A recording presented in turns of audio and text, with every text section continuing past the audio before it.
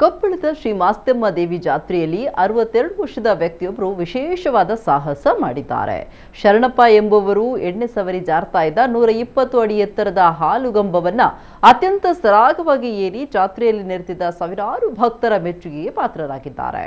ಯಾದವ ವಂಶದ ಬಹಳಷ್ಟು ಜನ 3 ವರ್ಷಕ್ಕೊಮ್ಮೆ ನಡೆಯುವ ಈ ಜಾತ್ರೆಯಲ್ಲಿ ಭಾಗವಹಿಸುತ್ತಾರೆ. ಏನೋ ಕಂಬದ ಮೇಲಿಂದ ಎಣ್ಣೆ ಬಿಡ್ತಾ ಇದ್ರು ಲೆಕ್ಕಿಸದೆ ಶರಣಪ್ಪ ಅವರು ತೋರಿದ ದೈಹಿಕ ಕ್ಷಮತೆ ಮತ್ತು ಭಕ್ತಿಗೆ ಜನರು ಪ್ರಶಂಸಿಸಿದ್ದು ಇವರ ಈ ಸಾಹಸದ ದೃಶ್ಯ ಸಾಮಾಜಿಕ ಜಾಲತಾಣದಲ್ಲಿ ವೈರಲ್ ಆಗಿದೆ.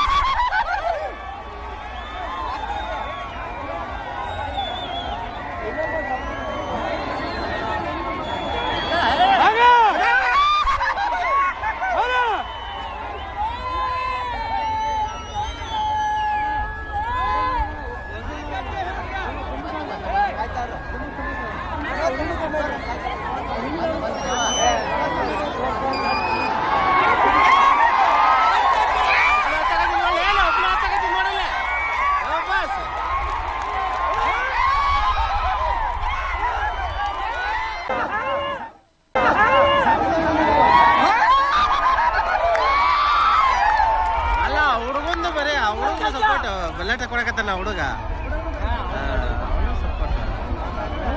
ಅಲ್ಲ ಅಲ್ಲಿ ನೋಡ್ತಿಲ್ಲ ಮತ್ತೆ ಆತ್ನ ಮತ್ತೆ ಹತ್ತಿದಂಗ ಸೀದಾ ನಿಂತು ಅಲ್ಲಿ ನೋಡಿದ್ಲೆ ಬಿಸಿಲು ಆಗುತ್ತೆ.